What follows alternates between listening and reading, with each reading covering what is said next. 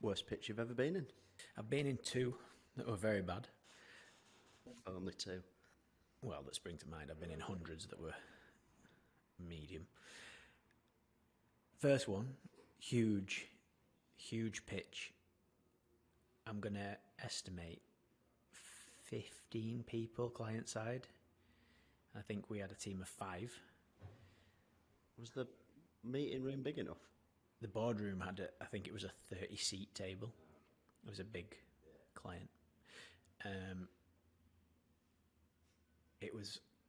think it was everything, but obviously I was there to look after the SEO stuff. We were about half an hour in before it got to the SEO section. So I start getting into my swing, and maybe 3 slides into my section, I look over to the right because I'm trying to present to everybody because there's so many people. So I'm trying to include everybody in the pitch. I looked over to my right, and there's a fella just flat out, just completely flat out. Had you done it to him or the half an hour before? I'd like to say that the half an hour before, but snoozing. It were pretty deep technical SEO. So I was about to ask you, did it start with technicals? yes, it was technical SEO. But I think at that time, the opening slides were positives about what they were doing really, really well. So I was quite animated, and that still didn't rouse him. When did he wake up? About 7 minutes before the end of the entire pitch. What did he say? Or did he not? Did he just wake up and pretend? Did he do that cough as you wake up? Pretended to come round and then carry on like nothing had ever happened. Procurement. Oh, well, says it all. We didn't get I it. was going to ask you, was it a success or not? Well, No, it we wasn't, didn't get it. if you're asking him. Unless it was, maybe he was tired, needed an opportunity to have a snooze. Super frustrating. That's bad though, isn't it? Falling asleep in a pitch, which is supposed to be like an animated, nice, engaged environment. No, not good. Do you think if it were more interactive, it'd have helped? No, He were just knackered. I think he were either really tired or he had maybe something going on that we didn't know about. Well, yeah, could have been. What were the other one? The second one was for a high street footwear footwear retailer. Well played. And I got put in again to look after the SEO, but I didn't prepare any of the material. And I can remember getting to a slide which had I think a market share analysis on it in a format that I'd never seen before, with data that I'd never seen before, and it just went really bad. It was one of those where I was just desperately trying to explain what was on the screen, having never seen it before and not knowing any of the data that had made it up. And I think, bless the client, she tried engaging me in conversation about it in a way that made it appear like I knew what was on the screen. You did well there somehow. The rest of the pitch went well, but that section in particular, which was prepared by someone that wasn't me, that hadn't had the opportunity to run over properly beforehand, that went really bad. But I think we actually won that one. I was going to ask you, did you win it? Yeah, we won that one. So, moral of the story is prepare your own material. Learnings from that are? Yeah, that was a... Try and keep your audience engaged. Wear a cape. Yeah. Step 1. Yeah, those were bad. There's so many stories. On the subject of pitching, obviously we've done a few virtually, online, over the last 18 months, 2 years or whatever. How do you think they went? Obviously not from a did we win it or not perspective, just the mechanics of an online pitch. Did you enjoy them? I mean, I'm a face-to-face person generally because I like to be able to gather context and respond to how people are taking the information, but obviously that hasn't been possible the last 2 years. I think the ones that we've done the best job we can, but it's always difficult to gauge, isn't it, when you're not actually sat in the room with the people? Yeah, I tell you what, thinking about it, where I think there was a benefit to them. I think because you were relying on the technology, Wi-Fi, all that sort of stuff, and there was obviously multiple people involved from both sides usually. Time's always tight, isn't it, when you wanted to pitch? And I actually think online allowed us to set the agenda, and everyone had to stick to it. So in other words, before you even crack on, right, we're pitching whatever we're pitching today. Thanks for the opportunity, all that sort of stuff. But then we know that time is tight, or whatever, however you want to set the agenda and effectively say, I'm sure you want to dive in. We obviously want to hear your questions, but to be honest, because of the setup, it's virtual, it's online. Can you please just gather your thoughts and your questions and wait until the end? I feel like that worked better and was facilitated easier and policed easier, if that's the right word, online than it is face to face. And I think, I think that's been something I've seen as a benefit to pitching virtually versus face to face. It can get quite conversational, which I'm not saying is necessarily a bad thing when you're face to face with people diving in at any point. But when you're trying to get through the material that you want, and you want to get through it all, do the opportunity justice and do ourselves justice, I felt like it worked a little bit better online from that perspective. I don't know if you've ever thought of it that way, or recognise that, or the opposite of that maybe. Yeah, I can appreciate that. I think it's always good to have the capability of pushing the flow in the direction that you want it to go. But I miss the 10 minutes of pleasantries. I miss the eye contact where someone might have a question that potentially online they might not get the opportunity to put across the table. And I think in a pitch situation, the ability to be able to invite someone in when they look like they've got something on the tip of the tongue is where the pitch is sometimes won or lost. I think whilst it's an advantage being able to control the direction a little bit better, if they're seeing multiple agencies, everyone's in the same boat. I think the nuances of being able to have that context and invite someone in and have the pleasantries, it A, gives the opportunity to test the chemistry of the relationship, and B, I think it gives you the opportunity to slightly differentiate yourself versus whoever else they might be speaking to, where I imagine from a client's perspective, going through a round of purely online presentations, it takes away both of those things. Yeah, it does. Yeah, it feels a little bit more personable, doesn't it? Are there any cracking presentations, pitches that you've done, that you've been part of, that stick out? I love the slight lead balloon moment when fairly recently we pitched to let's say an animal or pet company, let's just leave it at that. And we wanted to get, that was an online pitch as well, wasn't it?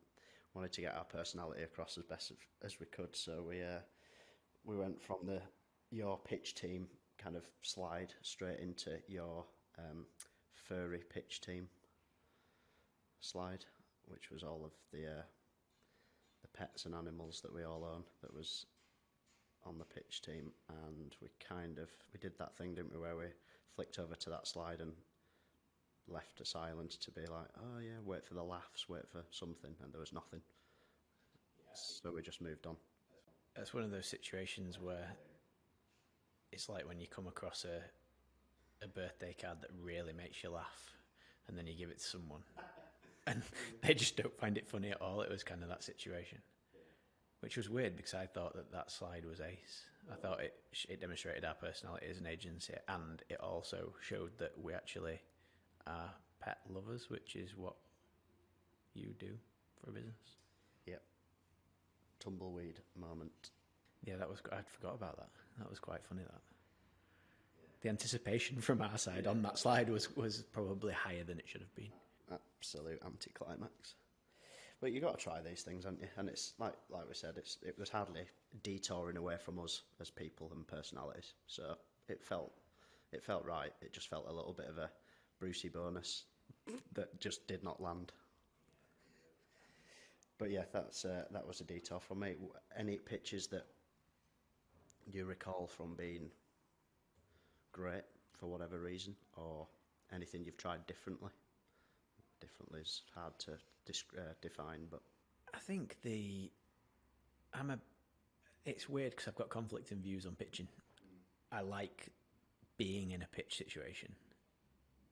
However, I think the process itself is probably slightly broken. In terms of stuff we've done, I think where we are as an agency now, I don't think we've ever been as confident in our proposition, our tone of voice, who we are as an agency, and I think across the board everybody that's in that pitch scenario from our side knows the same, and I think we're presenting ourselves very well. In terms of the process side of it, as necessary as I think it is for a client to validate who they want to work with in some way, I do think that agencies do a bad job of being transparent enough to give the client context on just how much work, energy, effort, love goes into that moment and that collateral in the run up to it, which is why I think you get the situation where you don't hear back, or you don't get detailed feedback, or you get brushed off, or you never hear from them again, and then you bump into them at pub and it's awkward. It's meet in the middle. That's the thing. Meet somewhere in the middle, and whether it's we as agencies need to do more to shout about pounds and pence. This has cost us several £1,000s to be here today. The least you could do is give us some kind of feedback that helps.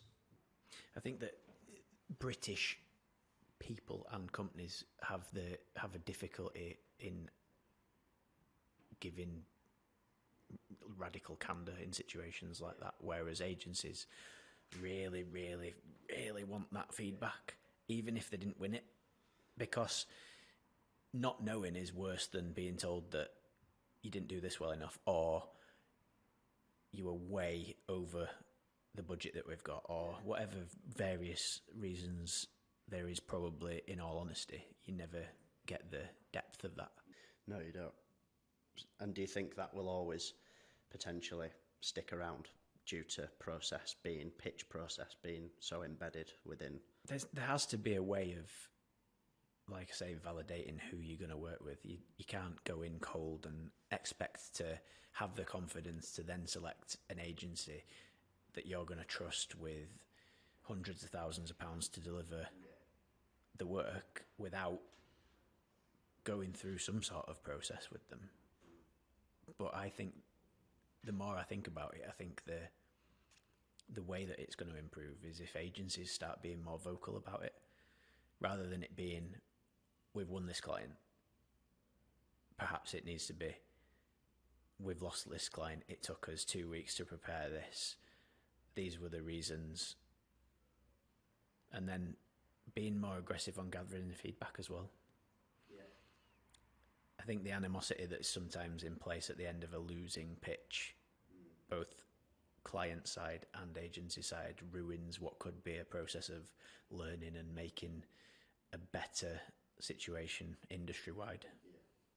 Yeah, I think there's a relationship to be had potentially as well, beyond that first, let's say, lost pitch. You never know.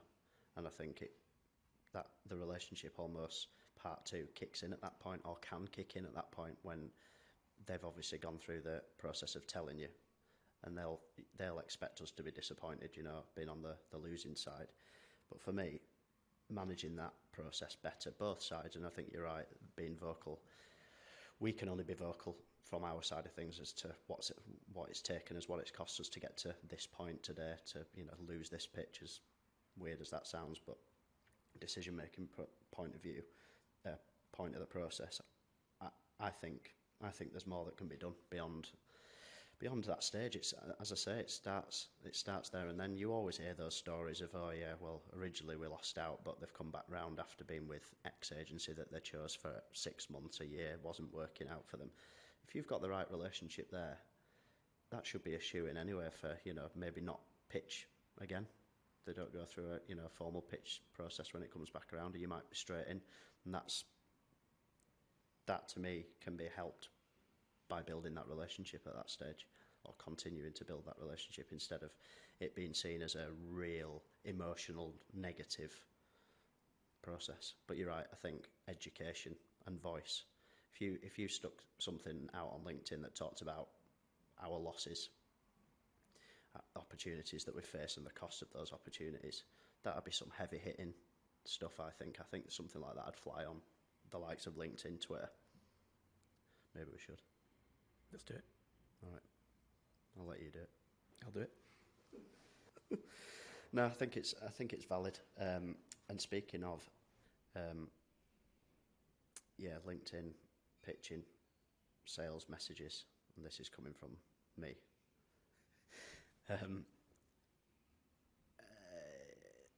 You must get absolutely slapped round the face with messages and obviously emails, but let's focus on LinkedIn, because there's this rhetoric at the moment, I think, which is totally valid, which is someone connects with you or attempts to, and either in that attempt you get a little message from them in the connection request effectively just saying me, we, I, this is what we do, selling to you immediately. Or you get through, you get a connection, you get accepted and start a new connection with whoever it is, and they just immediately drop into your inbox. This is what we do. Let us know if we can help you, and then follow up and follow up and follow up when you ignore them. That's a different type of pitch to an extent, but really the principle is there. Do you think that? Well, I've got my own opinion on this. Do you think that pitching on LinkedIn, like we've just described, will ever work? Cold in a DM? Yeah. No. Just flat out no. And is that you speaking, obviously, in your own experience and for yourself, but are you widening that to everyone? Yeah. You can't go in DM cold to someone you don't know and expect them to give you something without giving them anything back. When we first set up the agency, every connection that I made, which was curated by me, got a personal message thanking them for even giving me the time to become a connection, but also offering help for free. Not the other way around. I didn't say, right, we're a search marketing agency, we can do X, Y, and Z for you. I said, thank you for fucking looking at me, invitation and connecting. And then I offered my help for nothing. Yeah. And that's how we got quite a bit of the first sort of few clients that came through the door. Yeah. And there was consultancy that was offered for free. There was phone calls, there was work, there was audits, all sorts of stuff that was done for free to offer a bit of gratitude, to build a bit of a relationship, which then have turned into relationships that are still clients today. I really don't think you can realistically, if you take a step back, think I'm going to cold pitch this guy in a DM. Well, if you translate that into real life, what's the equivalent of that? Like, networking event. Just eyeballing someone in corner, making a beeline for them, straight up. It's like, I'll tell you my name, I'll tell you what I do. You interested? If you imagine a football stadium full of people, it's like literally going around and just asking each person in that stadium if they want to buy something off you. I might try that. Well, they can't get away. No, they can't. Yeah. I think it's overdone. I think LinkedIn is phenomenal if you're willing to put the time in. I think anything that takes minimal effort will not yield results. No, completely agree with that. It's a great place to build a brand. It's a great place to build a network. Yeah. If it's genuine, if the reason behind it is genuine, and you're not just on the take. There's just plenty of it going on though, isn't there? Absolutely loads. And as I said, you must get 5-10 times the amount I see. And then some. Yeah, it's a lot. It's a lot, but the negative about that is that it sometimes makes you miss the important stuff. Yeah. Because you tarnish everyone with that same mindset of... But you've just got that many to go through, you never get to the ones. Yeah. And I'd also like to say, can those people stop making my life harder? Because of exactly what you've just said. Me trying to strike up a conversation, and that's all we're trying to do. Not trying to sell, because we don't even know if we can help someone.